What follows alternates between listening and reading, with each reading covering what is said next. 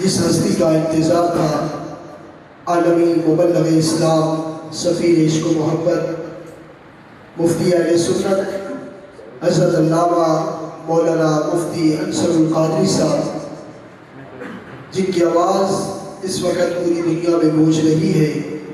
ہماری خوش قسمتی ہے کہ آپ نے اپنی گوناگوں مصروفیات میں سے ہمیں وقت دیا۔ اللہ تعالیٰ آپ کا یہاں حضرت تشریف لانا قبول فرمائے اور دل کی عمیق گہرائیوں سے آپ کو خوش آمدید کہتے ہیں۔ بحمد اللہ تعالیٰ یہ جو ہماری جامع مسجد میں محافل کا ایک سلسلہ ہے، عظیم مداح رسول حاجی محمد گلزرین خان صاحب، وہ یہاں موجود ہوں یا نہ ہوں، بحمد اللہ ان کا ہمارے ساتھ بھرپور تعاون رہتا ہے۔ محترم محمد اویس خان صاحب، ان کے بیٹے یہاں تشریف فرما ہیں۔ اسی طرح محترم محمد ظہیر صاحب، محمد کیف صاحب، دیگر احباب اہل محلہ، اللہ تعالیٰ سب کا یہ تعاون اپنی بارگاہ میں قبول فرمائے۔ بلا تاخیر میں دعوت خطاب دے رہا ہوں حضرت علامہ مولانا مفتی انصر القادری صاحب۔ نعرہ تکبیر، نعرہ رسالت، نعرہ تحقیق، نعرہ حیدری، نعرہ غوثیہ، نعرہ غوثیہ۔ نحمدہ ونصلی ونسلم علی رسولہ الکریم، اما بعد فاعوذ باللہ من الشیطان الرجیم، بسم اللہ الرحمن الرحیم۔ الا ان اولیاء اللہ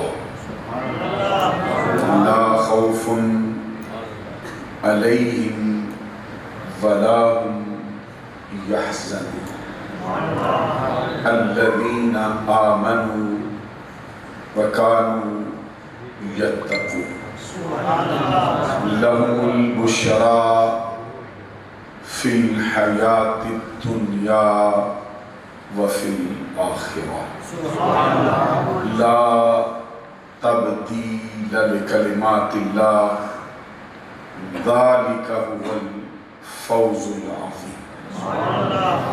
صدق اللہ العظیم۔ ان اللہ وملائکتہ یصلون علی النبی یا ایہا الذین آمنوا صلوا علیہ وسلموا تسلیما۔ الصلاة والسلام علیک یا رسول اللہ وعلی آلک واصحابک یا حبیب اللہ۔ اللہ رب محمد صلی علیہ وسلم، نحن عباد محمد صلی علیہ وسلم، صلاة و سلام علیک یا رسول اللہ۔ معزز و محترم مشائخ و علماء اسلام و معزز و محترم حاضرین و سامعین، آج کی یہ پروقار تقریب جو 11ویں شریف کے سلسلے میں انعقاد پذیر ہے، اس میں حاضری کا شرف و اعزاز حاصل کر کے مجھے بے حد مسرت اور خوشی کا احساس ہو رہا ہے۔ جتنی محبت سے، جتنے پیار سے آپ نے تقریب کا انعقاد کیا ہے، بالکل اسی سے ملتے جلتے جذبات اور اسی کے قریب قریب عقیدت و محبت کے ساتھ مجھے بھی حاضری کا شرف و اعزاز حاصل ہو رہا ہے۔ میری دعا ہے کہ اللہ تبارک و تعالی آج کا ہمارا یہاں اکٹھا ہونا اپنی بارگاہ میں قبول فرمائے اور ہمارے گناہوں کا کفارہ بنائے اور ہماری نجات کا سبب فرمائے۔ آج کی تقریب میں آپ دیکھتے ہیں کہ اہل سنت کے علماء کا ایک جمع غفیر تشریف فرما ہے۔ ہمارے بڑے پیارے ساتھی اور ہمارے بھائی محترم المقام حضرت مولانا حافظ نسیم محمود صاحب نقشبندی مجددی دامت برکاتہم العالیہ والقدسیہ، انہوں نے مجھے سرزمین انگلینڈ سے، سرزمین ووکنگ سے، ہمارے بڑے پیارے بزرگ بھی ہیں، بڑے بھائی بھی ہیں اور بڑے مشہور اور معروف ثنا خوان رسول بھی ہیں، محترم المقام جناب الحاج گلزرین خان صاحب، ان کا حکم نامہ سنایا کہ یہاں پہ آپ کو ضروری حاضری دینی۔ تو حاجی صاحب، حاجی گلزرین صاحب سے بڑا پیار ہے، اللہ کا شکر ادا کرتا ہوں کہ اس نے آج کی جو میں نے وعدہ کیا تھا اس وعدے کی تعمیل کی توفیق سے مالا مال کر دیا۔ حاجی صاحب نے آج کی تقریب میں گلزرین خان صاحب نے جو خصوصی حکم نامے ارشاد فرمائے ہیں اسی کے مطابق میں اپنی گزارشات آپ کی خدمت عالیہ میں پیش کروں۔ مسجد کے خطیب اعلیٰ محترم المقام جناب حضرت مولانا حافظ عمران علی صاحب نقشبندی، جو آج کی تقریب کے نقیب محفل بھی ہیں، اور مسجد کے امام جن کی نگرانی میں آج کا یہ پروگرام ہو رہا ہے، جناب حضرت مولانا حافظ شہزاد احمد صاحب نقشبندی، وہ بھی تشریف فرما ہیں اور موجود ہیں، جو بڑی بڑی ہستیاں خصوصی طور پہ تشریف لائی ہیں، جن میں محترم المقام جناب حضرت سید کاظم حسین شاہ صاحب، حضرت علامہ مولانا محمد طاہر شریف صاحب، حضرت علامہ مولانا محمد یونس صاحب اور دیگر بھی بہت سے علماء تشریف فرما ہیں، جن کے اسماء گرامی یہاں پہ بیان ہونی چاہیے۔ اور بانی محفل میں حاجی صاحب کے ساتھ جناب محمد یونس خان صاحب، اویس خان صاحب، جناب محمد ظہیر صاحب اور بھی جو افراد ہیں جن پر فرمائے ہیں، جن کی اسماء گرامی مجھے لینی چاہیے، لیکن آپ کو معلوم ہے کہ مجھے بھی زیادہ اسماء سے واقفیت نہیں، اس لیے مجھے وہ معذور سمجھتے ہوئے میری استثارت کو معاف فرما دیں۔ مجھے بھی فون بتایا گیا تھا کہ سرزمین بریڈ فورڈ سے ہمارے بڑے پیارے بزرگ اور ساتھی ہیں الحاج خلیفہ محمد اقبال صاحب قاسمی دامت برکاتہم العالیہ والقدسیہ، وہ بہت انوکھے اور مثالی سے آدمی ہیں۔ اس دور میں ان کی جو روش ہے وہ بہت ہی مومنانہ ہے، ہر روز پورے قرآن کی ایک مرتبہ تلاوت بھی کرتے ہیں، اور کئی سال بیت گئے ہیں ان کا یہ معلوم ہے، اور کئی سال بیت گئے ہیں کہ کہ وہ سال کے صرف 5 دن چھوڑتے ہیں جن میں روزہ رکھنا جائز نہیں ہوتا ہے، اس کے علاوہ سال کے تقریباً 360 دن میں وہ روزے سے انہوں نے بھی فرمایا کہ میرا گھر بھی بالکل قریب ہے۔ اللہ تعالیٰ سب ساتھیوں کی جو حاضری ہے وہ آج کی تقریب میں قبول فرمائے۔ حضرات، یہ مبارک اور مقدس مہینہ ربیع الثانی کا ہے۔ اسلامی مہینوں کی ترتیب کے اعتبار سے یہ سال کا محرم الحرام پہلا مہینہ ہے، صفر المظفر دوسرا مہینہ ہے، ربیع الاول شریف تیسرا مہینہ ہے۔ تو یہ اسلامی مہینوں کی ترتیب کے اعتبار سے چوتھا مہینہ ہے۔ اس کا لفظی معنی تو ہوتا ہے دوسری بہار، لیکن یہ مبارک اور مقدس مہینہ منسوب ہے یہاں میں تشریح ہے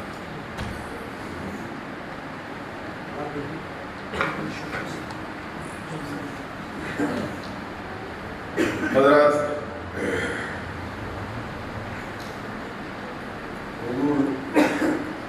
غوث اعظم عبد القادر جیلانی رضی اللہ تعالیٰ عنہ کا اس مبارک مہینے میں وصال ہوا ہے۔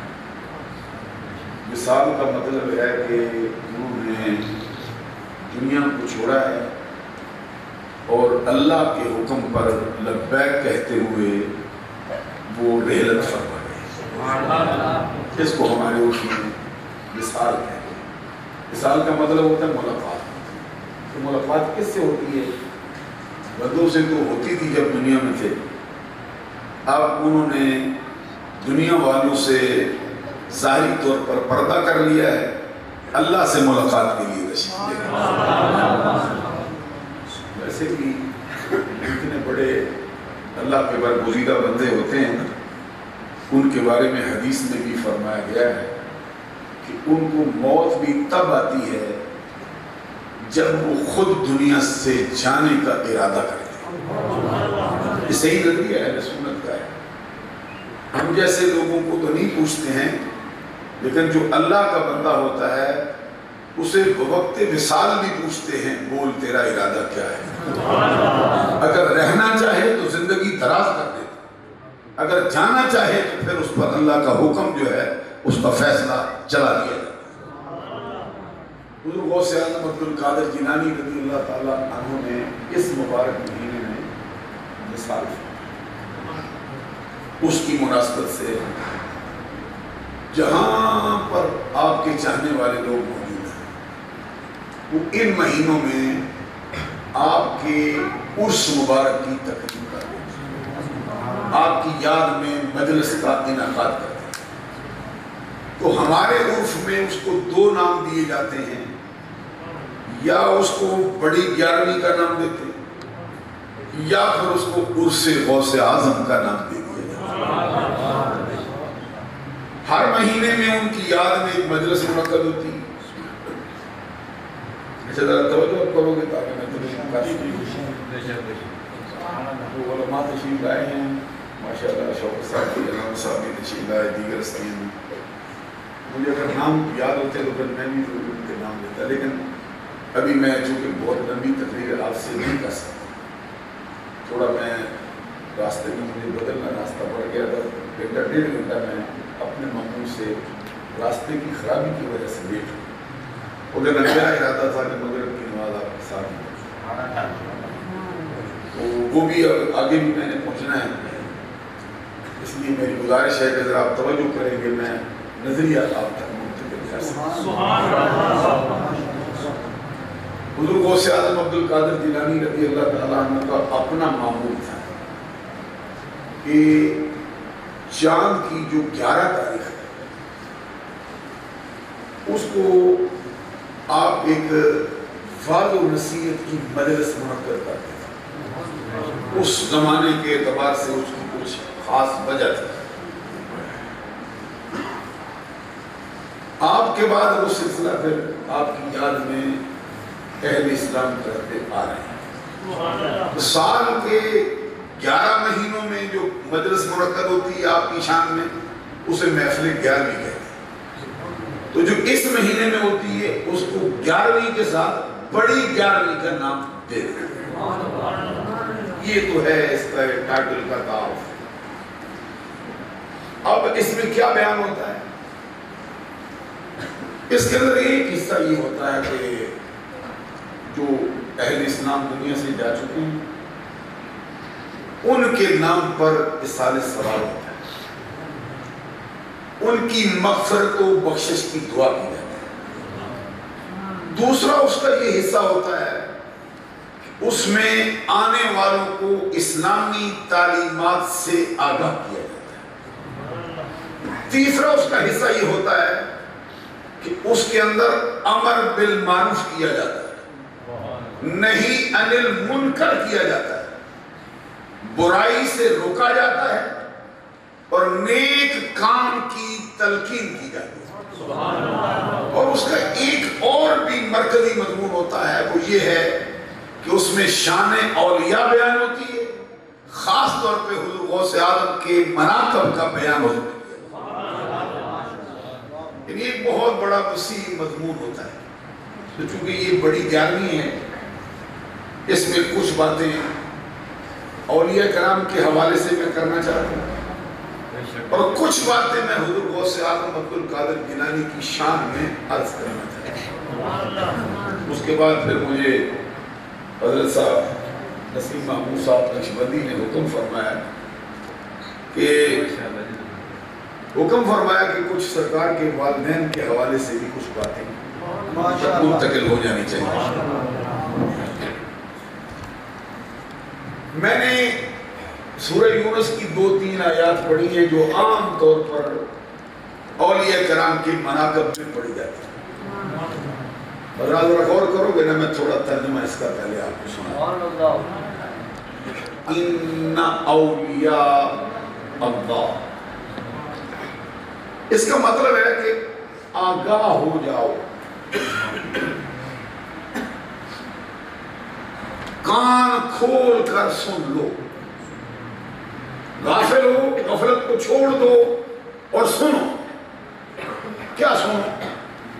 ان اولیاء اللہ, سبحان اللہ.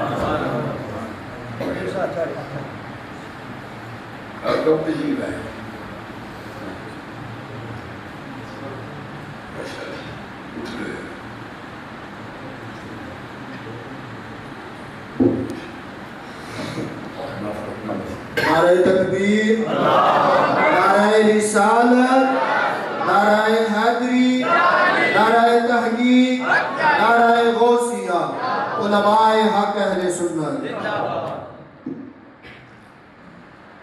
حضرات, جو بات میں عرض کر رہا اس کا مطلب یہ ہے کہ اللہ تبارک و تعالیٰ فرماتا ہے کہ آگاہ ہو جاؤ, کان کھول کے سن لو کہ اللہ تبارک و تعالیٰ کے دوستوں کو کوئی خوف نہیں. لا خوف علیہم ولا ہم یحزنون, نہ ان پر کوئی خوف ہے اور نہ ہی وہ غمگین ہونے والے ہیں. اس کا مطلب کیا ہے؟ اپنی ذات کے لیے ان کو کوئی فکر نہیں اور اپنے عزیز و اقارب, اپنے متعلقین, اپنے چاہنے والوں کے لیے ان کو کوئی غم بھی نہیں.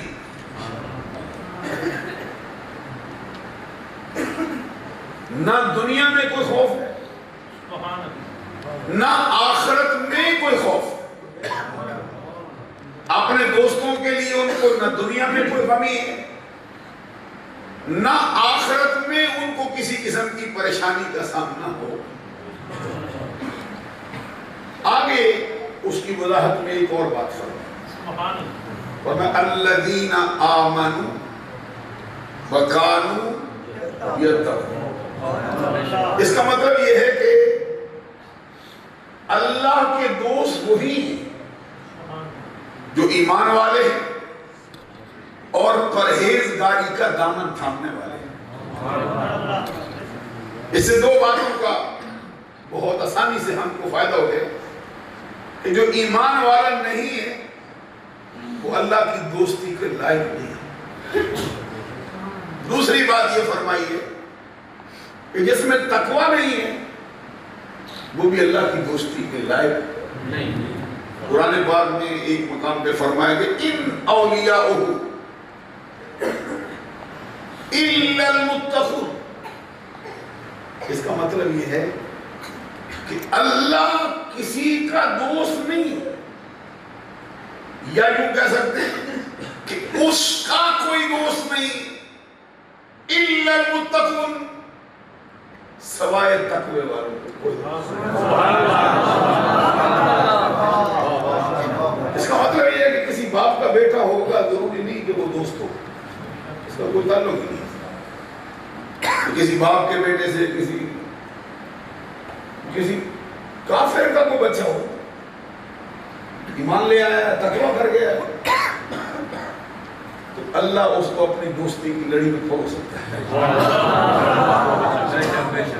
تو کوئی بڑے نیکوکار بزرگ کا بیٹا ہے، اس نے اپنے باپ کا راستہ چھوڑ دیا، اب اس میں تقویٰ نہیں رہا ہے، وہ اللہ کی دوستی کے لائق نہیں رہا۔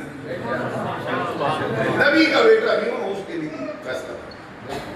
جیسے قرآن پاک میں فرمایا کہ حضرت نوح علیہ السلام اللہ کی بارگاہ میں کہتے ہیں مولا میرا بیٹا ہے، رب جواب میں کہتے ہیں انہ لیس من اہلک، یہ تیرے اہل میں سے نہیں، یہ تیرے گروپ کا بندہ نہیں، تیرا بیٹا بھی نہیں، یوں بھی کہہ سکتے۔ تو حضرت نوح علیہ السلام نے کہا کہ میرا نہیں تو ہے، میرا کیوں نہیں رہا؟ تو جواب میں فرمایا انہو عمل غیر صالح، اس کے عمل تیرے جیسے نہیں رہے ہیں، اس لیے تیرا کہلانے کے لائق نہیں۔ اسی وجہ سے علماء کہتے ہیں کہ نوح کا بیٹا نوح کا راستہ چھوڑ جائے اس کا نہیں کہلا سکتا، تو یزید بدبخت امیر معاویہ کا کیسے کہلا سکتا ہے؟ الذین آمنوا وکانوا یتقون۔ یہ شیخ ہو گئی۔ اب جو چاہتا ہے کہ اس لڑی میں پرویا جائے اس کے لیے دو چیزیں ضروری ہیں، ایمان اور ایک قرآن پاک میں ایک اور جملہ بھی فرمایا ہے انما یتقبل اللہ من المتقین۔ یہ جو ہے نا یہ کلام ہے حضرت آدم علیہ السلام کے بیٹے جن کا نام ہے حابیل، جن کے بھائی نے ان کو قتل کیا۔ اب دیکھو ان کی ماں کون ہے، ان کا باپ کون ہے، ان کے باپ آدم ہیں جن کے بارے میں فرمایا وَخَلَقْتُ بِيَدَيَّ۔ اس کا معنی ہوتا ہے، اس کو کہتے ہیں نہایت کا معنی، ہدایت کا معنی اس کا جائز نہیں ہوتا۔ سمجھ آئے گی؟ استاد مقبول رہا ہمارے استاد ہیں، ڈرائنگ انہوں نے ہمیں سکھایا، سچ میں انہوں نے سکھایا۔ میرے ساتھ بڑا پیار ہے، مجھے معلوم نہیں تھا کہ آئے بیٹھے ہیں۔ آپ بھی آپ نے کہنا ہے جی یہ ہماری مسجد میں ہوتے ہیں، میں دیکھتا رہتا ہوں، ان کو یہ کہتے ہیں یہ فلاں مولانا ہے، میں کہتا ہوں وہ صحیح ہے، ان کے لیے یہ شوق صاحب ہے، ایسے وہ بھی ساتھ ہے، ایسے وہ بھی مشاہی صاحب ہمارے ساتھی فرما ہوتے ہیں، جمعے میں بھی اکثر آ جاتا ہے۔ اب جو مسئلہ میں سمجھانا چاہتا ہوں ذرا غور سے سنو۔ یہ دو بھائیوں کی آپس میں لڑائی ہوئی، ایک نے کہا کہ یہ یوں ہونا چاہیے، دوسرے نے کہا نہیں یوں ہونا چاہیے۔ تو زمانہ آدم کی بات، دونوں نے ایک فیصلہ کیا دونوں ایک چیز پر اپنا حق جتاتے ہیں کہ نہیں میری، کہتے ہیں اس کا فیصلہ پھر کیوں چھوڑتے ہیں کہ قربانی لاتے ہیں۔ جس کی قربانی قبول ہو گئی اس کا نظریہ صحیح، جس کی نہ قبول ہوئی اس کا نظریہ صحیح، دونوں قربانی لائے، ایک کی قبول ہو گئی دوسرے کی نہیں۔ اس زمانے میں قبولیت کا معیار یہ رکھا تھا کہ آسمانوں سے بجلی اترتی، جو قربانی پیش کرتے اس کو کھا کے چلی جاتی، پسند کرتی، جس کی قبول نہیں ہوتی ادھر ہی رہ جاتی۔ اب ایک کی قبول ہو گئی دوسرے کی قبول نہیں، جس کی قبول ہوئی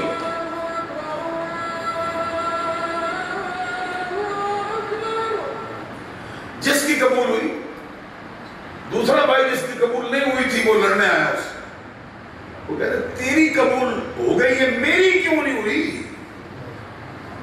اس کے جواب میں اس بھائی نے جملہ بولا تو اتنا اللہ کو پسند آیا ہے اس کو قرآن کا حصہ سبحان اللہ۔ وہ بھائی نے کہا انما یتقبل اللہ، بولیے من المتقین، اس کا مطلب ہے کہ حقیقت یہ ہے،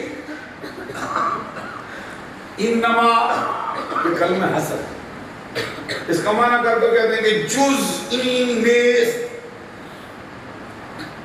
جزئی نیز جو کچھ ہے اسی میں ہے، اس کے سوا کچھ بھی نہیں۔ اردو میں ترجمہ کرتے ہوئے کہتے ہیں کہ سوائے اس کے کہ نہیں۔ ہم جیسے جو سادہ لوگ ترجمہ کرتے ہیں عام زبان میں ہم کہتے ہیں حقیقت کی، یہ کلمہ حسر حقیقی ہے۔ اس کا مطلب کیا ہے کہ اللہ تعالیٰ صرف تقوی والوں سے ہی قبول کرتا ہے، جس میں تقوی نہ ہو باقی ہر سے ہو اللہ قبول نہیں کرتا۔ اب کیا معلوم ہوا؟ اللہ کے ہاں ایک ہی معیار ہے قبولیت، کوئی برادری معیار نہیں، کوئی بڑا خاندان ہونا معیار نہیں، کسی بڑے قبیلے سے ہونا معیار نہیں۔ اللہ کے ہاں ایک ہی معیار ہے ایمان، اور اس کے بعد تقوی۔ سبحان اللہ۔ یہاں فرمایا الذین آمنوا وکانوا یتقون۔ اللہ کے دوست، اللہ کے ولی کون ہیں؟ پہلی شرط یہ ہے کہ وہ ایمان والے ہیں، دوسری شرط یہ ہے کہ وہ تقوی والے پرہیزگار۔ آگے پھر فرمایا ان کے لیے کیا ہے؟ لہم البشریٰ، ان کے لیے خوشخبریاں ہیں۔ کہاں کہاں؟ لہم البشریٰ فی الحیات الدنیا وفی الآخرہ، جن کے پاس ایمان ہے، جن کے پاس تقوی ہے، ان کے لیے دنیا کی زندگی میں بھی خوشخبری ہے، آخرت کی زندگی میں بھی خوشخبری۔ تو اس کو ادھر بھی قیامت کے دن بھی تنہا نہیں چھوڑیں گے، ادھر دنیا میں بھی اس کو تنہا نہیں چھوڑیں گے۔ آگے ساتھ ہی اگلے جملہ فرمایا لا تبدیل لکلمات۔ اس کا مطلب یہ ہے کہ اللہ کے کلمات میں تبدیلی نہیں، خارج کی طرف سے تبدیلی نہیں ہو سکتی۔ ہاں اللہ چاہے وہ، یہ مسئلہ بھی سمجھنا ضروری ہے، وہ علماء موجود ہیں، کیونکہ اللہ فرماتا ہے کلام میں کہ ما ننسخ من آیت او ننسها ناتی بخیر منها او مثلها۔ حکمت کے تحت ہم قرآن مجید کو منسوخ کر دیتے ہیں، منسوخ ہوتا ہے، اسلام کے اندر بھی چیزیں منسوخ ہو جاتی ہیں، لیکن اس کے اندر حکمت موجود ہوتی ہے۔ کیا منسوخ کرنے کے بعد چھوڑ دیتے ہیں؟ تو میں نہیں، ہم اس سے بہتر لاتے ہیں جو اس کی مثل لے آتے ہیں۔ الم تعلم ان اللہ علی کل شیء قدیر، اور یہ بات جان لے کہ اللہ ہر چاہت پہ قادر ہے، جو چاہے کر سکتا ہے۔ تو یہاں جو لا تبدیل لکلمات اللہ ہے، اس کا مطلب کیا ہے؟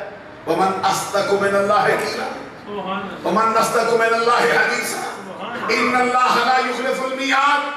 اللہ اپنے وعدے کے خلاف نہیں کرتا، اس نے جو اپنے वलियों को बख्शा है वो उसको जरूर अता फरमाएगा, जरूर। कौन है जिसकी बात अल्लाह की बात से सच्ची हो जाए? कौन है जिसका कलाम अल्लाह के कलाम से सच्चा? तो ये कुरान पाक में अल्लाह ने अपने दोस्तों के लिए इस मकाम पर कुछ इरशादात आलिया फरमाए। अब जरा गौर फरमाएंगे कि अल्लाह का वली कौन होता है। एक होता है लुगत में तलाश करते हैं, डिक्शनरी में देखते हैं कि लफ्ज़ वली क्या चीज है। लुगत में कभी माना और होता है, इस्तिलाह में वो माना फिर बदल जाता है, थोड़ा सा उसमें ताल्लुक बरकरार रहता है, लेकिन उसके अंदर एक मखसूस माना रख दिया जाता है। जैसे आप कहते हैं ये टर्मिनोलॉजी, जिसे हमारी उर्दू जुबान में कहते हैं इस्तिलाह, अरबी जुबान में इसका माना करते हैं, कहते हैं कि इत्तफाक कौमिन मखसूसिन अला अमरिन मखसूस। ठीक है ना, गौर करोगे ना, मैं थोड़ा चलूँ आगे, रोके इसलिए रहा हूँ कि तरह तरह आपको पता है कि मैं क्या कह रहा हूँ और आप क्या सुन रहे हैं।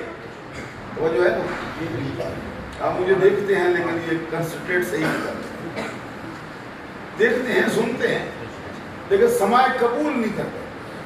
मतलब सुनता है लेकिन वो बात को, आवाज को, समाज को अपने दिल में जगह देता नहीं, तवज्जो नहीं होती। कभी वो कह रहा होता है कुछ छोड़ो दोनों सुनो, तो वो आगे सुन रहा होता है लेकिन उसे सुनना वो पसंद नहीं करता, कभी उसका दिल नहीं चाहता, कभी उसके हम कबूलियत का मायार नहीं होता। मैं चूंकि तकरीर आपको सुना रहा हूँ इसलिए मैं कहता हूँ ये समझो भाई अल्लाह का वली कौन होता है। वली का एक लुगत में तो बहुत माने इसके आए, इसका माना नासिर भी आया, इसका माना सिद्दीक भी आया, इसका माना रफीक भी आया है, इसको हमारी जुबान में दोस्त भी कह देते हैं। लेकिन ये इस्लामिक टर्मिनोलॉजी में इसका एक मखसूस माना, वो माना हम कई कितनी किताबें जो भी उठाए ना उसके अंदर कोई ना कोई माना इसका मिल जाता है।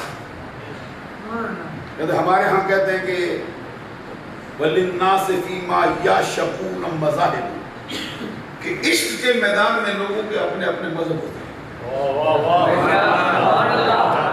और उनकी नीयत कोई बुरी नहीं होती, अच्छी नीयत से जो जो जितना कोई देखता है जहां तक उसकी रसाई होती है उसका माना करता है। हमारे लिए एक मायार है कि अहले सुन्नत के अकायद में इसका क्या माना है, क्या समझेगी ये ताकि मैं गुफ्तगू करूं। अकीदा अहले सुन्नत में हमारे यहाँ एक किताब है जो हमें पढ़ाते हैं उलमा, यकीनन कोई असातिज़ा हैं, कुछ पढ़े हैं, कुछ पढ़ा रहे हैं, किसी को याद है किसी को नहीं याद है, लेकिन इसका याद होना जरूरी है। ये किताब हमें इसलिए पढ़ाते हैं ताकि ये बंदा सुन्नी सही हो सके। मेरी बात की समझ आई? ये किताब हमको इसलिए पढ़ाते हैं कि इसको पता चले भाई सुन्नी कौन है, उसकी हुदूद क्या है, उसकी कुयूद क्या है, उसने मानना क्या है, उसने इनकार क्या करना है, फिर वो बंदा सुन्नियों का नुमाइंदा हो सकता है। अगर उसको अहले सुन्नत का अकीदा याद ना हो, एक होता वैसे कभी भूल जाता है, वो एक अलग बात है, लेकिन सिरे से वो याद करना पसंद नहीं करता या उसको अपने लिए मसले राज समझता ही नहीं, फिर वो सुन्नी नहीं होगा।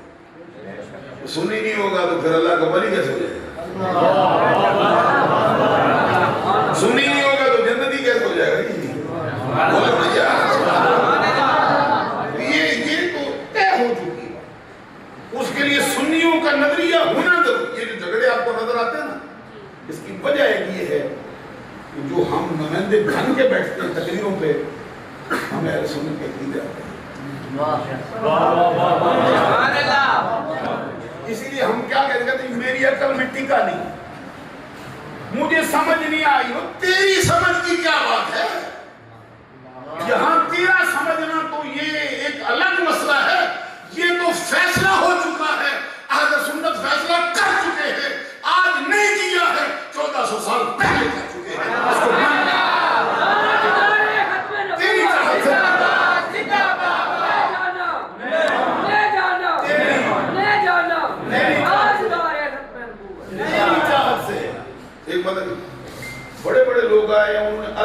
حدیث کو بھی پسند نہیں. سمجھ آئیے؟ کچھ لوگ ایسے بھی آئے ہیں کہ جن کو اللہ کا چاہنا بھی پسند نہیں. کہتے نہیں ہماری چاہت پہ عمل. ابھی ہم دیکھیں اللہ نے اپنے رسول کو چنا ہے سارے نبیوں پر اللہ. بہت سے لوگ تھے جو چاہتے تھے ان کو کیوں چنا گی. وہ یہ چاہتے تھے ان کو کیوں چنا ہے. ایک ہاشمی خاندان کا بندہ مل کے چن لیا جی. ہمیں چنتے نا ہم بڑے ہیں. تو رب الجلال نے فرمایا ان الفضل بید اللہ یؤتیہ من یشاء. فضل اللہ کے قبضے میں ہے جس کو چاہتا ہے چن لیتا ہے. اللہ یختص برحمتہ من یشاء. اللہ اپنی رحمت کے لیے جس کو چاہتا ہے خاص فرما لیتا ہے. دوسرا اس میں کیا عمل کر سکتا ہے. دیکھیے قرآن پاک آپ پڑھ کے دیکھ لیجیے. یہودی ہیں کون ہے پتہ کرو. یہودی کون ہے. یہ کوئی بہت کوئی چھوٹی برادری کے بندے ہیں. ان کا ابا کون ہے, ان کا بابا کون ہے, دادا کون ہے, پردادا کون ہے, معلوم ہے؟ یہ یعقوب علیہ السلام کی نسل. یعقوب کن کا بیٹا ہے؟ اسحاق کے بیٹے. اسحاق کس کے بیٹے؟ ابراہیم علیہ السلام کے بیٹے. یوسف علیہ السلام اسی نسل سے ہیں. انی فضلتکم علی العالمین بھی کہا رب نے کہ میں نے تمہیں جہان والوں پر فضیلت دی ہے. اتنی بڑی نسل آئی بیٹھی ہے. متصل 4 نبی کسی نسل میں نہیں آئے بغیر وقفے کے. صرف حضرت ابراہیم کی نسل میں یوسف علیہ السلام کا. سبحان اللہ. کتنی عظمت ہے. سرکار سے پوچھا تھا من السید یا رسول اللہ. آقا سید کون ہے, سید کون ہے؟ جواب میں سرکار نے فرمایا السید اللہ. سبحان اللہ. میری طرف دیکھو نا تاکہ میں بڑی لمبی تقریر ویسے تو اس کی نہیں کر سکتا, بس میں سمجھانا چاہتا ہوں. سرکار سے پوچھا کہ من السید یا رسول اللہ. حاجی سعید صاحب ادھر انگلینڈ میں ہمارے پیٹر براؤ میں تشریف فرما مہربانی فرما کر آ گئے. حضرت جو میں بات کرتا ہوں سنیے. سرکار سے پوچھا گیا سید کون ہے؟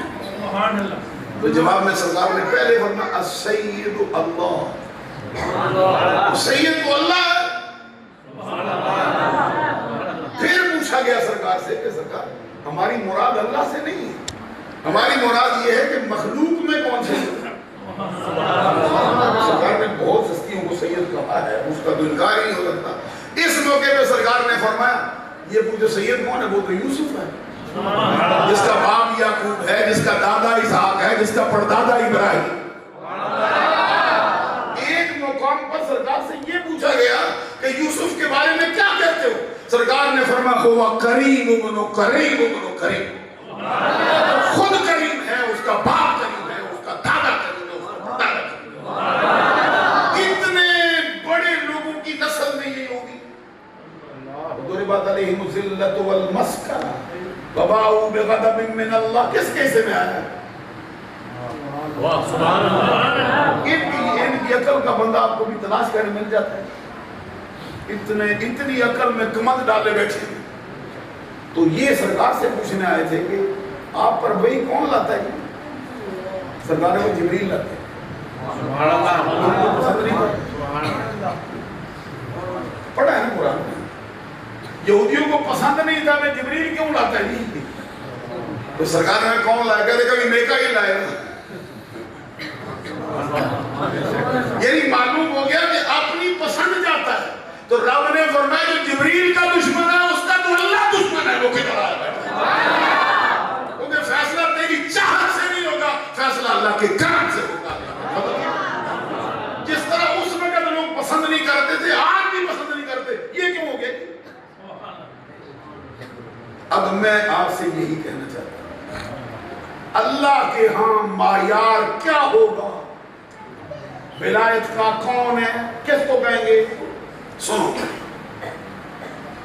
شرح العقائد النصفیہ ہمارے عقیدے کے تحفظ کی ایک کتاب ہے. اس کو یاد کرنے کے بعد پھر مولوی کو عقیدہ آ جاتا ہے. اگر اس کو وہ بھول جاتا ہے، ایک مرتبہ استاد سے پڑھا پھر پڑھتا ہی نہیں، اس کے قریب ہی نہیں جاتا، تو وہ اپنے شعبے سے مخلص. یہ تو نہیں میں کہتا کیونکہ یہ ذرا تھوڑا سخت لفظ ہے، ذرا وہ اپنے شعبے سے ذرا اس طرح پیار نہیں کرتا، کیونکہ اسے یاد ہی نہیں میں نے کیا پڑھنا ہے کیا کرنا ہے. اس میں ولی کے لیے کیا جملے لکھے ہیں میں آپ سے عرض کرتا ہوں، پھر آپ نے وہ کہتے ہیں الولی هو العارف باللہ تعالی وصفاته بحسب ما يمكن المواظب على الطاعات المجتنب عن المعاصی المورد عن الانہماک فی اللذات والشہوات. پہلی بات لکھی کہ ولی وہ ہوگا جو اللہ کی ذات کا بھی عارف ہو، اللہ کی صفات کا بھی عارف ہو. ایک ہوتا ہے عالم ہے، عالم کا معنی تو ویسے بہت ہی بڑا ہوتا ہے، عارف بھی اس کے اندر سمجھ جاتا ہے، لیکن یہاں تھوڑی ذرا وضاحت کر دے. عالم کا مطلب ہے جانتا ہے، عارف کا مطلب ہے پہچانتا ہے. فرمایا ولی کے لیے پہلی شرط یہ ہے کہ اللہ کی ذات کو جانتا بھی ہو پہچانتا بھی ہو، اللہ کی صفات کو جانتا بھی ہو پہچانتا. اللہ کی ذات و صفات کو پہچاننے کے لیے جاہل بندے کا کام ہو سکتا ہے؟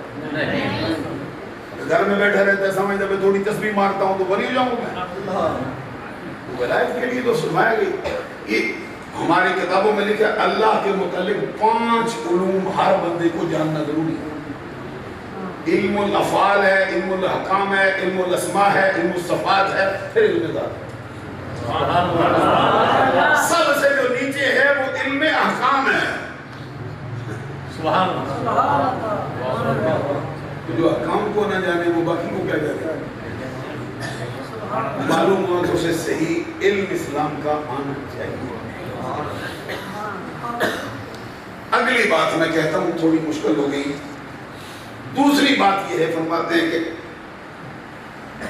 المواظب علی الطاعات، ہمیشہ تقوی پر، پرہیزگاری پر، نیکیوں پر مواظبت کے ساتھ عمل پیرا رہتا.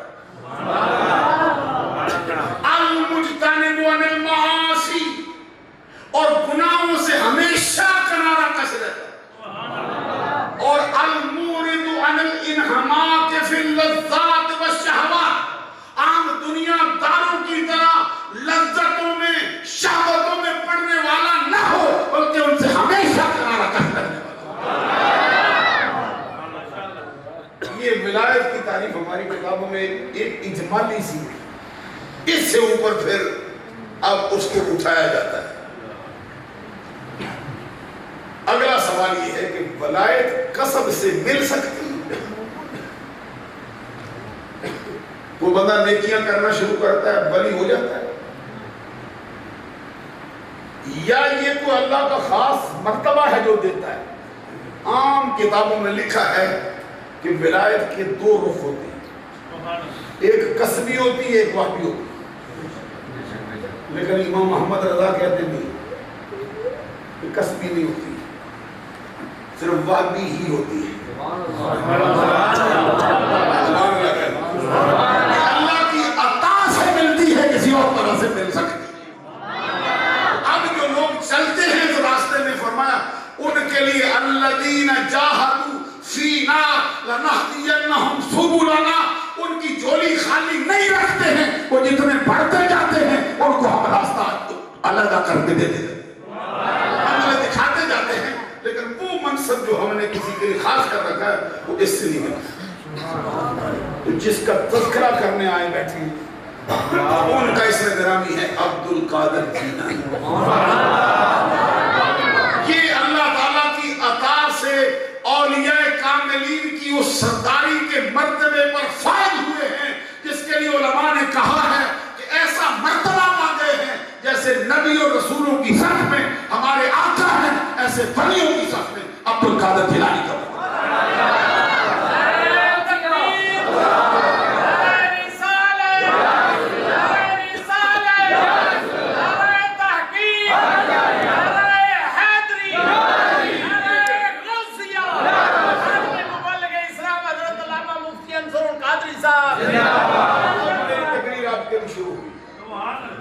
تک میں نے ایک تمہید آپ کے لیے باندھی. یہ وحدی مرتبہ حضور غوث اعظم کو ملا ہے. یہ نظریہ کس کا ہے؟ قریب قریب تمام علماء کا یہی نظریہ. ایک ہستی ہوئے جن کا نام ہے شیخ عبدالحق محدث دہلوی. یہ 400 برس پہلے ایک بندہ گزرا ہے جو علم کے تمام شعبوں پر حاوی ہے،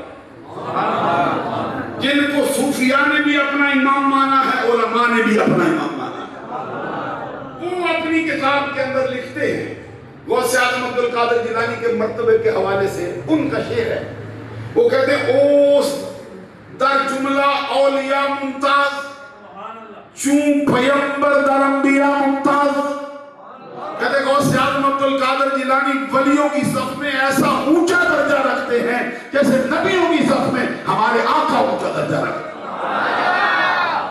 اسی سے ملتا جلتا ایک جملہ ہے جو بولتے ہیں حضرت مولانا روم کی طرف منسوب ہے. بعض کتابوں میں لکھا بھی ہے کہ انہوں نے کہا، کیا کہتے ہیں؟ غوث اعظم درمیان اولیاء چون محمد درمیان انبیاء. اعلیٰ حضرت نے بھی ایک جملہ ان کی شان میں کہا، وہ بھی سن لو. وہ فرماتے ہیں غوث اعظم کی شان میں کہتے ہیں سارے اقطاب جہاں کرتے ہیں کعبے کا طواف. سارے اقطاب جہاں کرتے ہیں کعبے کا طواف، کعبہ کرتا ہے طواف در والا تیرا. کہتے ہیں میری نظر میں سارے اللہ کے کتب کعبے کا طواف کرنے جاتے ہیں، مجھے لگتا ہے رب نے تجھے وہ مرتبہ دیا ہے کعبہ تیرے گھر کا طواف کرنے آتا ہے. آگے کہتے ہیں اور پروانے جو ہوتے ہیں کعبے پہ نثار، شمع ایک تو ہے کہ پروانہ ہے کعبہ تیرا.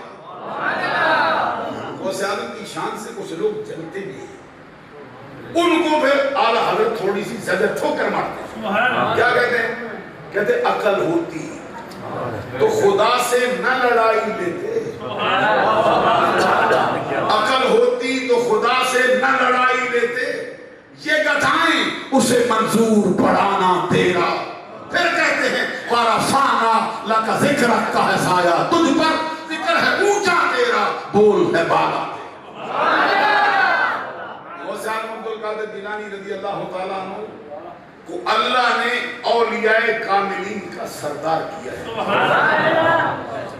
ایک بات اور بھی کہتا ہوں، امام اہل سنت امام محمد رضا رحمۃ اللہ علیہ نے فتاوی رضویہ میں جلد نمبر 28 میں لکھا ہے، کہتے ہیں کہ غوث الاغواث بمانا قطب الاقطاب.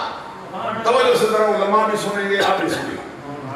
کہتے ہیں غوث الاغواث بمانا قطب الاقطاب، جو دوروں کے غوثوں کا غوث ہو. غوثوں کو غوثیت اس کی عطا سے ملتی ہو. تمام غوث اپنے اپنے دور میں اس کی نیابت سے غوثیت کے مرتبے پر فائز ہوتے ہوں. وہ سیدنا امام حسن مجتبی رضی اللہ تعالی عنہ کے بعد حضور پر نور محی الشریعت والطریقہ والحقیقہ والدین ابو محمد ولی الاولیاء امام الافراد غوث الاغواث قطب الاقطاب غوث الثقلین غوث اعظم عبد القادر جیلانی ہے، الحسن ہے، حسین. اور ساتھ کہتے ہیں تا ظہور امام مہدی یہ مرتبہ عبد القادر جیلانی کے پاس رہے گا. جس کو ولایت ملے گی ایسے ملے گی، جس کو غوثیت ملے گی ایسے.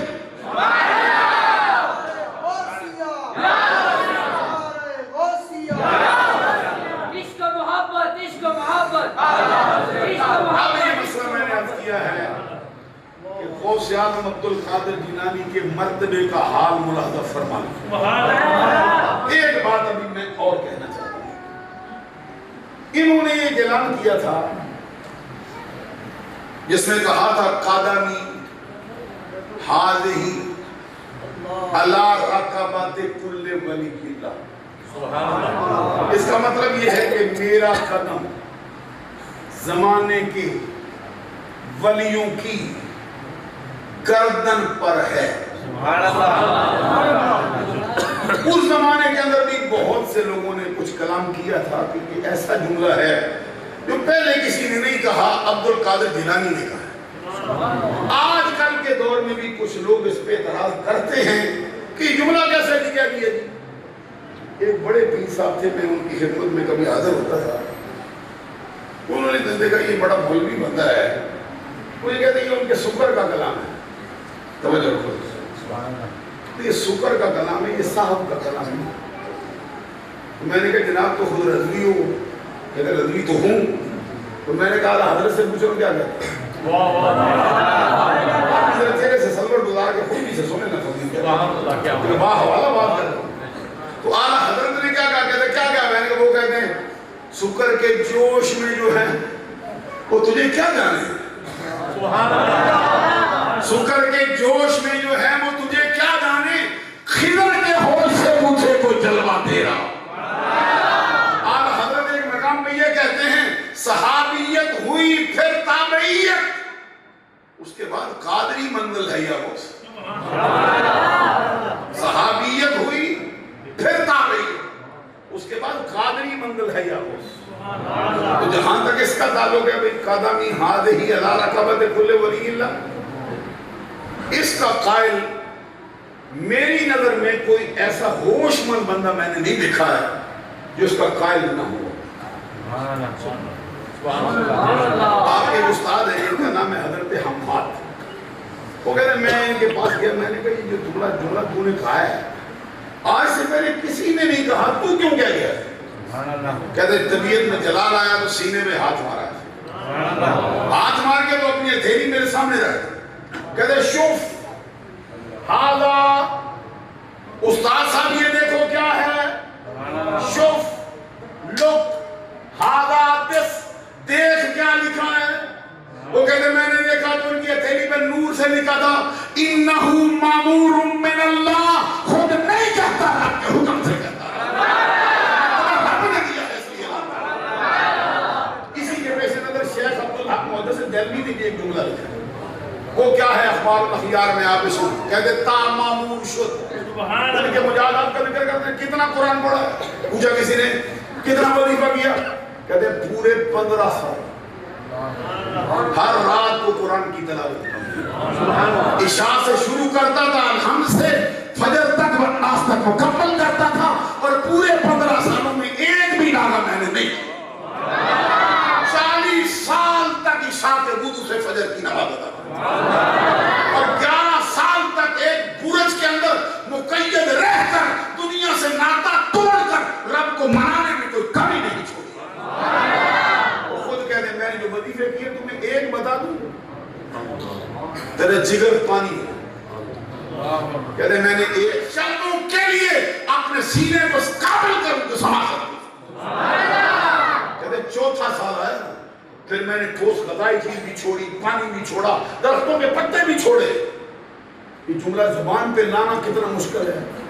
فرماتے پھر میں آبادی کی طرف لوٹا, لوگوں کا پھینکا ہوا ردی کھانا جس کو باسی سمجھ کر وہ پھینک دیتے تھے, بھوک مٹانے کے لیے میں کھاتا تھا. کہتے 4 سال اسی طرح بیتے. توجہ رکھو, کہتے 4تھا سال 5واں آیا, میں عرض کرے تو اسے میرا رب کہتا ہے تیرے اوپر جو میرا حق ہے اس کا واسطہ دیتا ہوں, کھانا کھا لے.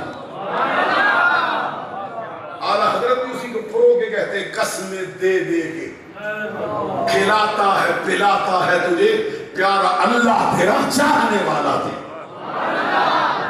خود کہتے ہیں خضر علیہ السلام ابتداء مجھے تیار کرنے آتے تھے. خضر کہتے ہیں مجھے بٹھا کے ایک دن گئے نا, تو کہتے ہیں بیٹھ میں آتا ہوں. کہتے کتنی دیر بیٹھا میں, 1 سال بیٹھا. 1 سال تک میرا امتحان میں بیٹھا ہے. کہتے 1 سال کے بعد آئے کہتے بیٹھا ہے. تو کہتے میں نے کہا بیٹھا ہوں کیونکہ میں حسن کی نسل سے ہوں, اس کی لاج رکھوں گا میں. کہتے اچھا پھر بیٹھ میں آتا ہوں. یہ اخبار الاخیار اٹھا کے دیکھو، بندہ تعجب کرتا ہے کون سی کتاب آئی ہے؟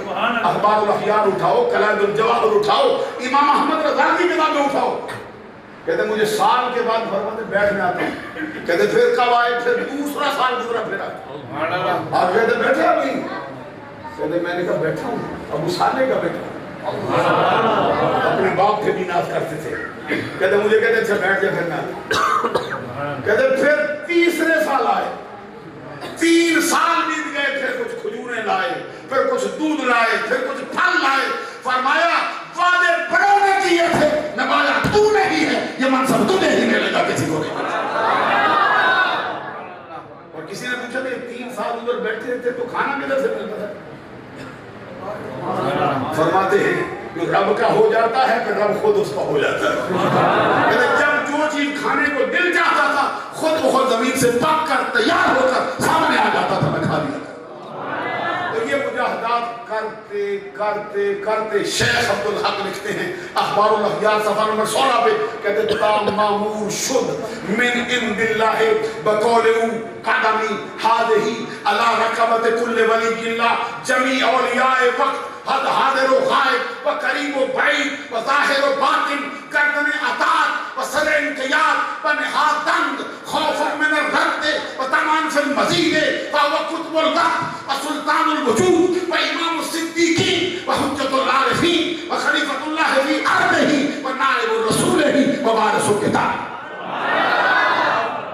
مجاہدات کرتے کرتے اس مقام پہ آئے تھے کہ رب سے حکم آیا تھا عبدالقادر اعلان کر دے، تو کہہ دے کہ رب نے مجھے ولیوں کی سرداری عطا کر دی ہے. جب یہ اعلان ہوا تھا تو زمانے کا کوئی ولی ایسا نہ تھا، چاہے وہ قریب ہو، چاہے بعید ہو، چاہے ظاہر میں ہو، چاہے باطن میں ہو، چاہے جسم سے آیا ہو، چاہے روح سے آیا ہو، ہر کسی نے گردن جھکا دی تھی اور کہا تھا جو کہتا ہے وہ سچ ہے. بلکہ بعد نے تو یہاں تک کہا تھا صرف گردن پر نہیں ہے، بل راسی و عینی و قلبی، ہمارے سر پہ بھی تیرا قدم ہے، ہماری آنکھ میں بھی تیرا قدم ہے، ہمارے دل پر بھی.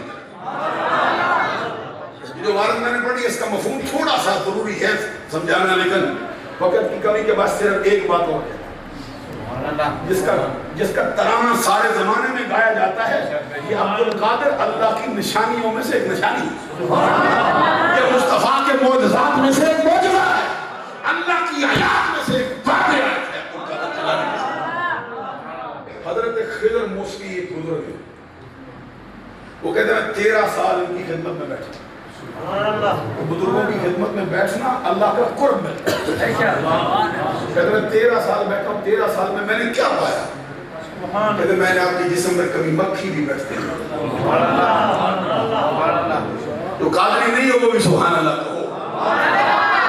سمجھا دوں آپ کو، وقت زیادہ بیت جانے کا اندیشہ نہ ہوتا، کچھ باتیں ضرور کہتے ہیں. لیکن یہ سو کہتے ہیں میں 13 سال رہا، میں نے کبھی آپ کو ناک کی رینچ بھی صاف کرتے نہیں. 13 سال رہا، جب بھی گرمی کے موسم میں بیٹھتے تھے پسینہ نکلتا تھا، پورا ماحول خوشبو سے معطر ہو جاتا تھا، خوشبو پھیل جاتی تھی.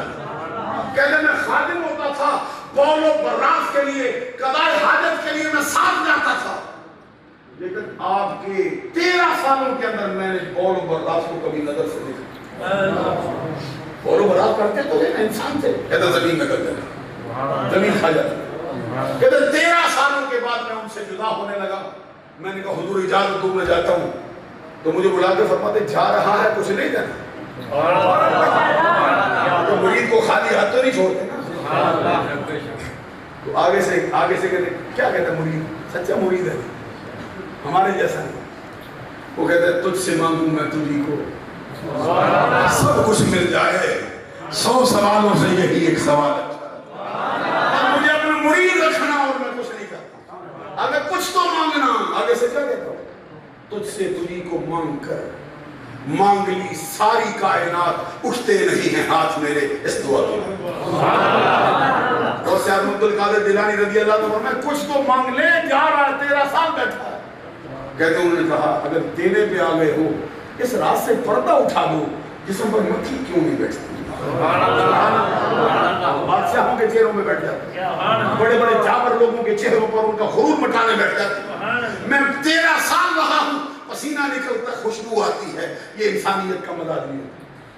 13 سال رہا ہوں، میں نے تو آپ کو ناک کی ریڑھ بھی صاف کرتے نہیں دیکھا، بولوں پر رات زمین کھا جاتی ہے، اس رات سے پردہ اٹھاؤ ہو جاتا ہے۔ کہتے میں نے تنہائی میں پوچھا تھا، اعلان کروا دیا، اور میں اعلان کروا دو۔ خضر یہ پوچھتا ہے، خضر وہ نہیں، یہ خضر مسلی پوچھتا ہے۔ اب عبد القادر جواب دینا چاہتا، سن لو آگے کیا ہے۔ سارا زمانہ اکٹھا ہو گیا، لوگ آگے بیٹھے، اب ممبر پہ چڑھ گئے، ممبر پہ چڑھ کے سینے پہ ہاتھ رکھا، کہتے اس کا سوال یہ ہے، بولوں پر رات زمین کیوں کھاتی ہے، اور ناک کی ریڑھ سے کیوں بچائے گئے ہو، گندگی کیوں قریب نہیں آتی، مکھیاں کیوں نہیں بیٹھتی، یہ کیا وجہ ہے پسینہ خوشبو چھوڑتا ہے؟ کہتے سنو اس کا جواب یہ ہے، مرحبا۔ کہتے ہاں، حضرت غوث اعظم عبد القادر جیلانی نے سینے پہ ہاتھ رکھا، کہتے تاللہ ھذا وجود جدی لا وجود عبد القادر، اللہ کی قسم یہ جسم جو تمہیں نظر آتا ہے ظاہر میں عبد القادر کا ہے، حقیقت میں میرے نانا کا فیض چل رہا ہے۔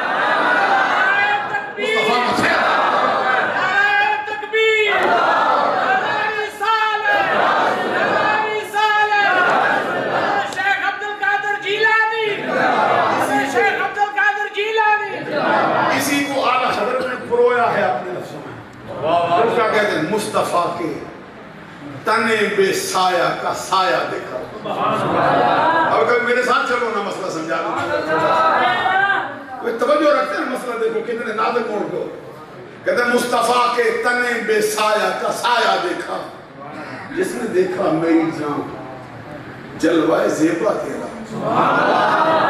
تجھے دیکھنے سے تیرے نانا مصطفیٰ کی یاد تازہ ہو جاتی، ایسا لگتا تھا جیسے تیرے ساتھ مصطفیٰ کا دست شفقت ہمیشہ رہتا ہے۔ عزیزان گرامی قدر، غوث اعظم عبد القادر جیلانی کو اللہ نے ولیوں کا سردار کہا، اور یہ نقشبندی بھی مانتے ہیں۔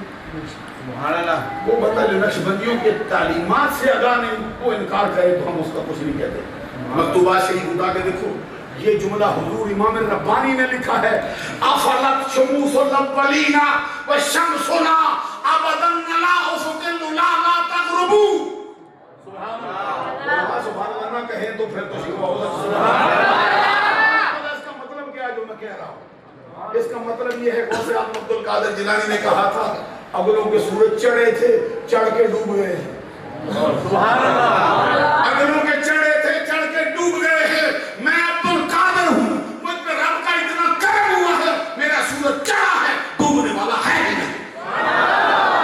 تو مکتوبہ شریف اٹھا کے دیکھو، حضور مجد الفسانی نے یہ جملہ لکھا، میں کیسے سمجھاؤں گا؟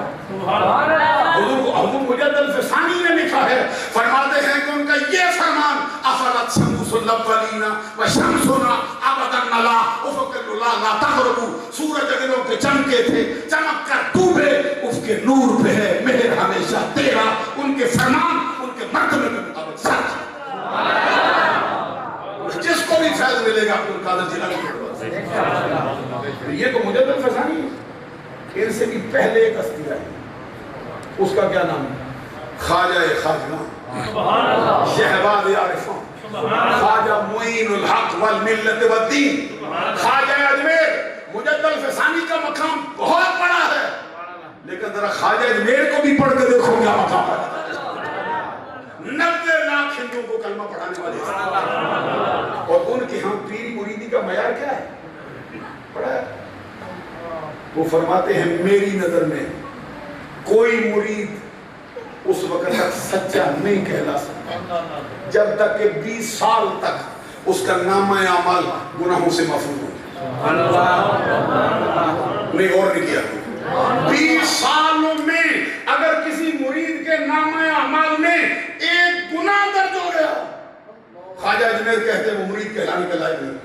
اب اسے سمجھو پھر پیری مریدی دھندے کا نام نہیں ہے، پیری مریدی جیبیں لوٹنے کا نام نہیں ہے، پیری مریدی ہاتھ دیکھنے کا نام نہیں ہے، پیری مریدی بندے کا ٹوٹا رشتہ رب سے ملانے کا، سچی پیری مریدی بندے کے سوئے ہوئے مقدر کو جگانے کا نام، سچی پیری مریدی بندے کو بٹکے ہوئے آہو کو سوئے حرم کھڑا کر دینے کا نام۔ جن کے ہم مرید وہ ہے ان کی نظر میں پیر کون ہو سکتا ہے؟ جن کے ہم مرید وہ ہے کہ 20 سال تک گناہوں سے بچے محفوظ رہے، اس کا نام ہے اعمال، پیر پھر کس کو مانیں گے؟ جب غوث اعظم کی باری آئی تو ذرا ان کا جملہ سن کیا کہتے فرماتے چون پائے نبی شد تاج سرت، تاج ہما عالم شد قدمت، اقتاب جہاں در پیش درت، افتاد جو پیش شاہ و گدا، معین کے غلام میں نام تو شد خواجہ اذان کے غلام تو شد۔ فرماتے ہیں عبدالقادر جیلانی کس طرح تیرے سر کا تاج ہمارے آقا صلی اللہ علیہ وسلم کا قدم ہے، اسی طرح زمانے کے ولیوں کا تاج سامنے رب نے تیرے قدم کو بنا کے رکھ دیا۔ کہتے زمانے کے کتب ہوں یا ولی ہوں تیرے دروازے پر ایسے حاضری دیتے ہیں جیسے بادشاہوں کے دروازے پر بھیک مانگنے والے آتے ہیں۔ معین کے غلام میں نام تو شد خواجہ اعظم کے غلام تو شد۔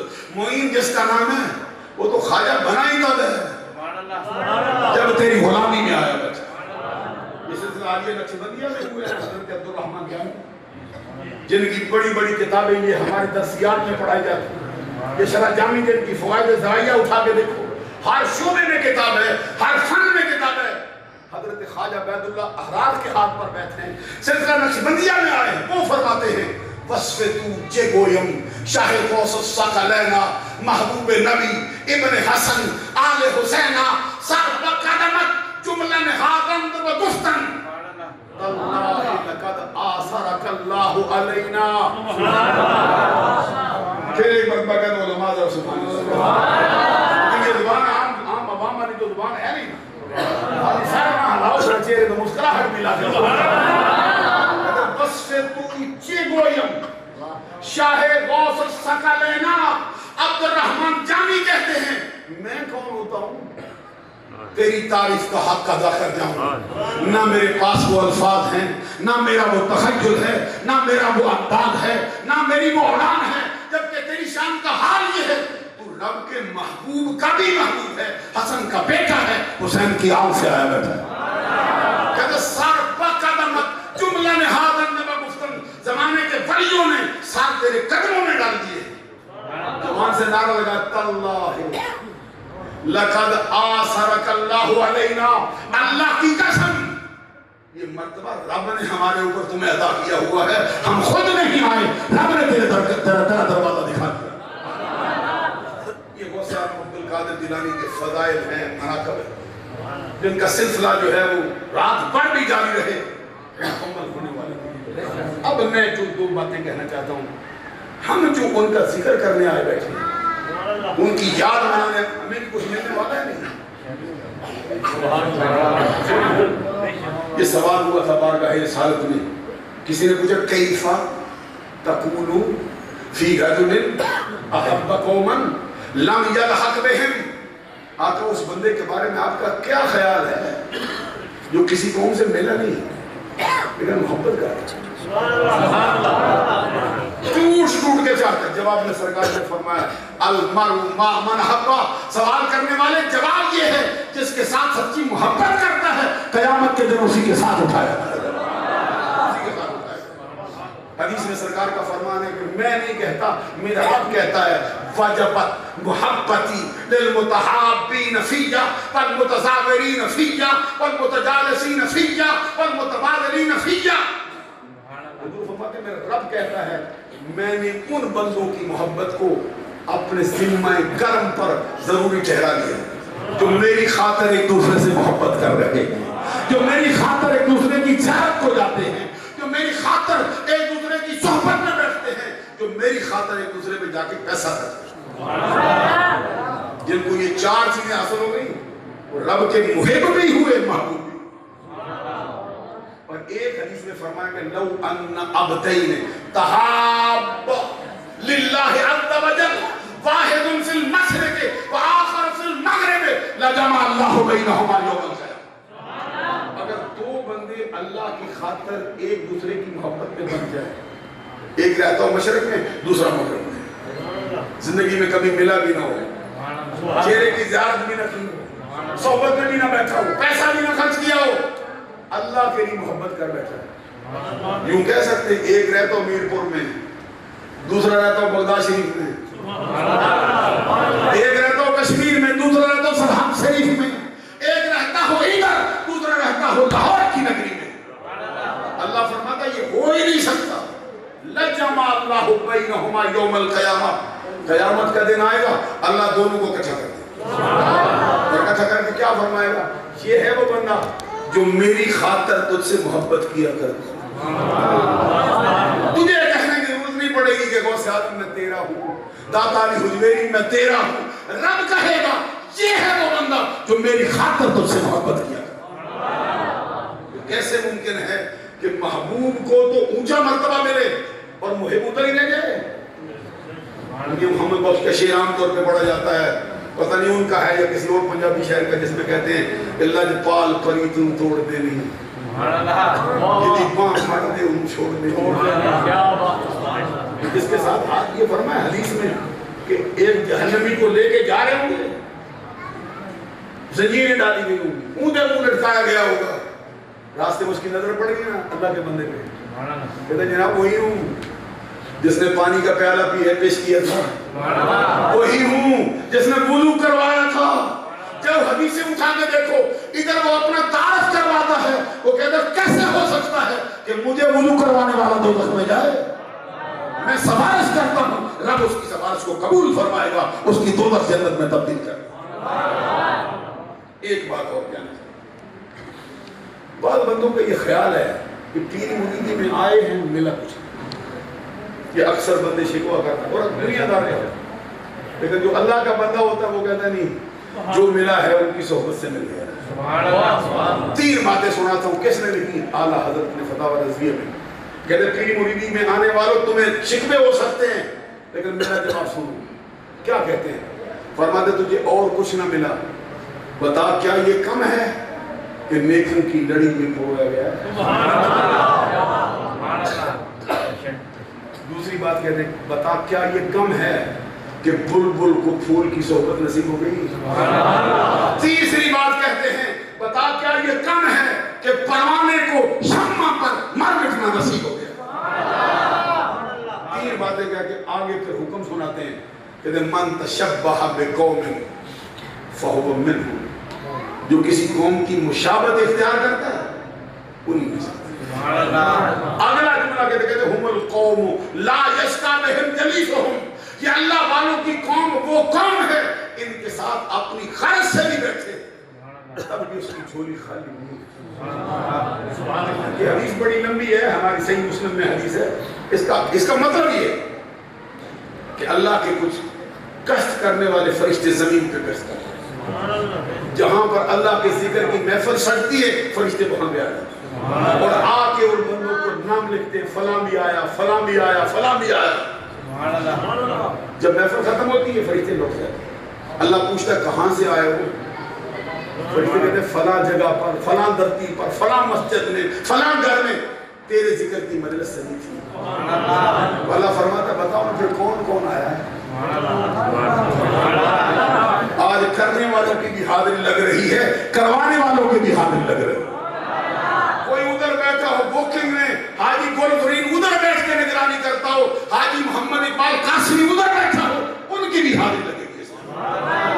کون آئے؟ حضرت صاحب آئے، عمران صاحب آئے، نقشبندی صاحب آئے ہیں، پیر صاحب آئے ہیں، سید کاظم شاہ صاحب آئے ہیں، جناب حاجی سعید صاحب تشریف لے آئے ہیں، جناب حاجی شوکت صاحب تشریف لے آئے ہیں، فلاں بندہ فلاں آئے، سب کے نام بتا چکے نا؟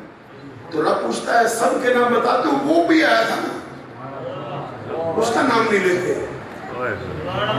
فرشتوں نے چھوڑ دیا ہے، رب نے نہیں چھوڑا۔ جو لکھنے آئے تھے، جو حاضری لگانے آئے تھے، انہوں نے چھوڑ دیا۔ رب پوچھتا اس کو نہیں، وہ کہتے وہ ذکر کے لیے آیا ہی نہیں۔ رب کہتا ہے کس لیے؟ کہتے ہیں اس کو کسی بندے سے کوئی کام تھا، مقبول صاحب نے کوئی کام پڑھ کے آ گیا ہے، تو رب کہتا ہے پھر آیا تو تھا،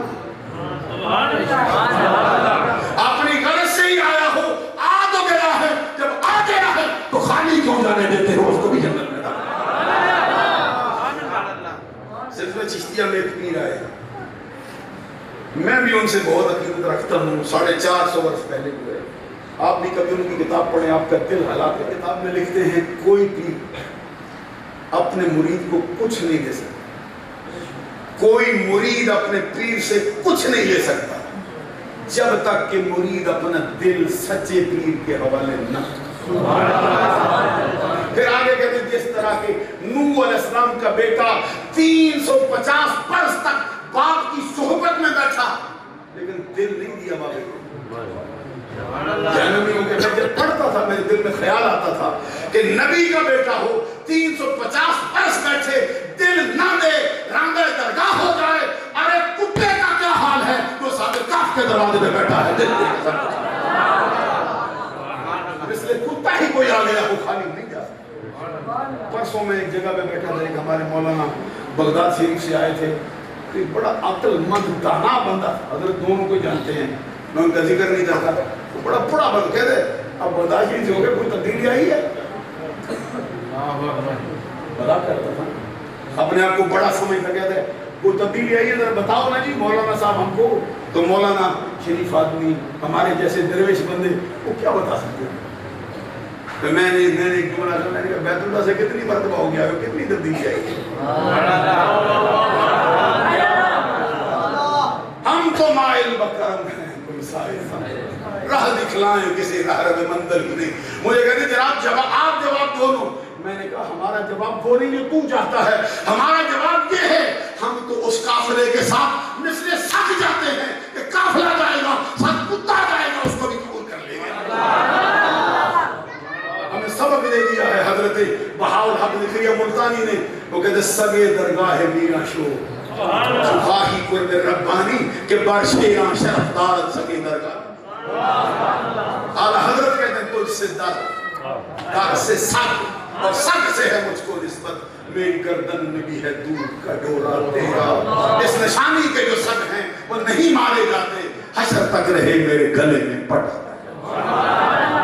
دوران گفتگو مجھ فقیر سے بہت سی غلطیاں جانے انجانے میں سرزد ہو سکتی ہیں، اس کے لیے اللہ سے آپ لوگوں سے معافی کا طلبگار ہوں، انہی الفاظ پر ختم کرتا ہوں۔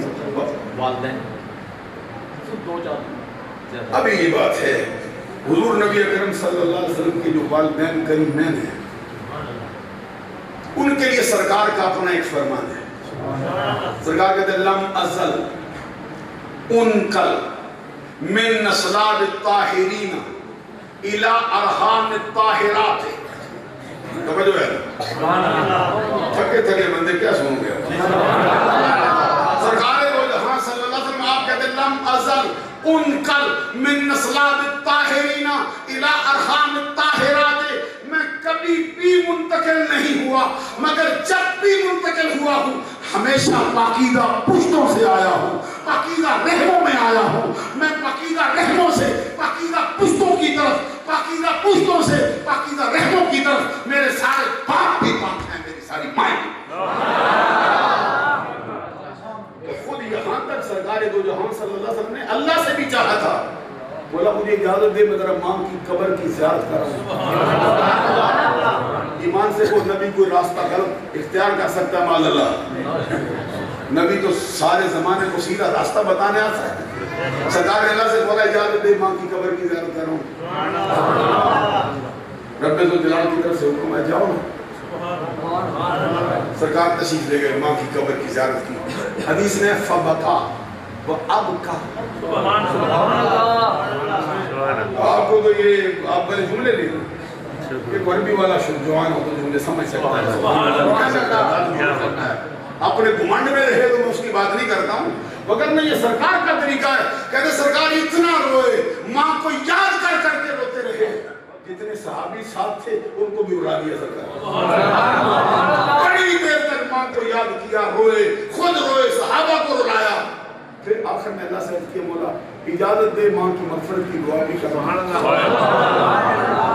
قرآن نے فرمایا اس کی اجازت نہیں۔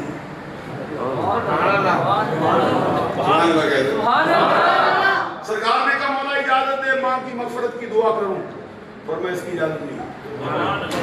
یار لوگوں نے مسئلہ نکالا، کہتے ہیں ماں اگر مومنہ ہوتی تو پھر مغفرت کی دعا کی اجازت کیوں نہ ملتی؟ ہمارے علماء نے کہا ارے اگر مومنہ نہ ہوتی تو قبر کی زیارت کی اجازت کیوں ملتی؟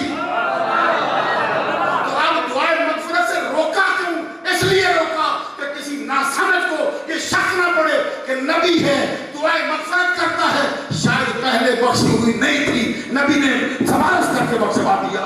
فرمایا مصطفیٰ سفارش تیری دعائے مغفرت کو ہی روک دیتے ہیں تاکہ پتہ چل جائے قبر کی زیارت کی اجازت دے دی تھی، مومنہ ہونے کا اعلان کر دیا تھا، مغفرت کی دعا سے روکتے اس لیے ہے کہ کوئی بے عقل نہ سمجھے کہ پہلے بخشی نہیں تھی، تو نے سفارش کی تب بخشا، اور میں پہلے ہی بخش کے بھیجا ہوا ہے۔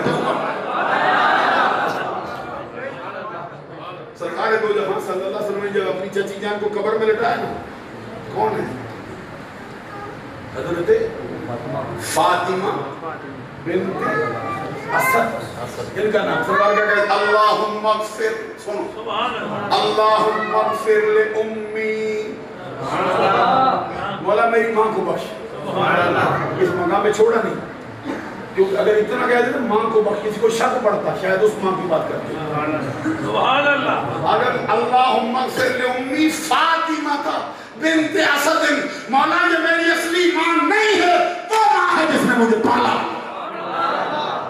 قرآن مجید نے اس کو جاری رکھا، اذ قال ابراہیم لأبیہ، پڑھے ہوں سارے بولو تو صحیح، اذ قال ابراہیم لأبیہ آزر، یاد کرو جب ابراہیم نے اپنے باپ، جب باپ کہہ دیا تو پھر آزر کہنے کی کیا ضرورت ہے؟